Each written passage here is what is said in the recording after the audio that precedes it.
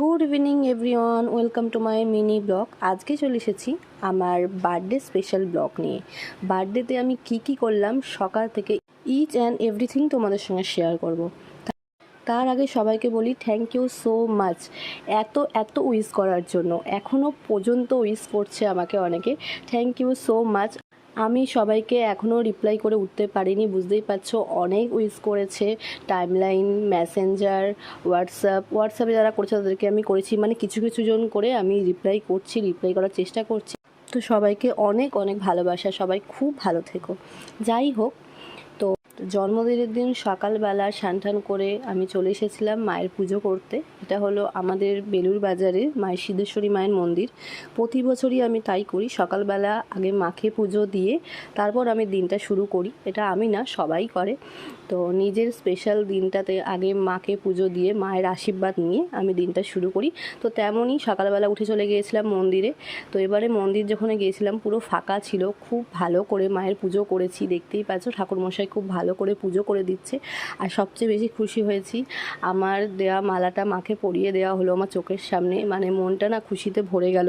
মানে মনে হলো যে যাই হোক, মায়ের গলায় মালাটা আমি দিতে পেরেছি, মানে ঠাকুরমশাই পরিয়ে দিয়েছে। মানে মনটা সত্যিই খুশিতে ভরে গেল।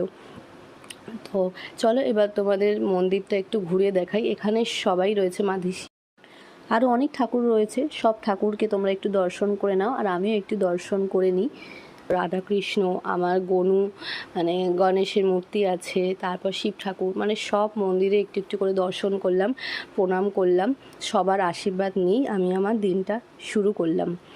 তো ওখান থেকে পুজো দিলাম, পুজো টুজো দিয়ে তারপর বাড়ি এসে ঘরের ঠাকুরকে পুজো দিলাম। আর এই ব্লগটা কিন্তু আমার না, এই ব্লগটা সম্পূর্ণ করেছে ও। তো দেখতেই পাচ্ছ সকাল সকাল কেক নিয়ে হাজির হয়ে গেছে বাবু। তো সেই দিন আমাদের প্ল্যান ছিল দুপুরবেলাটা আমরা কোথায় বাইরে খাওয়া দাওয়া করবো, আর সন্ধ্যেবেলাটা ফ্যামিলির সাথে কাটাবো।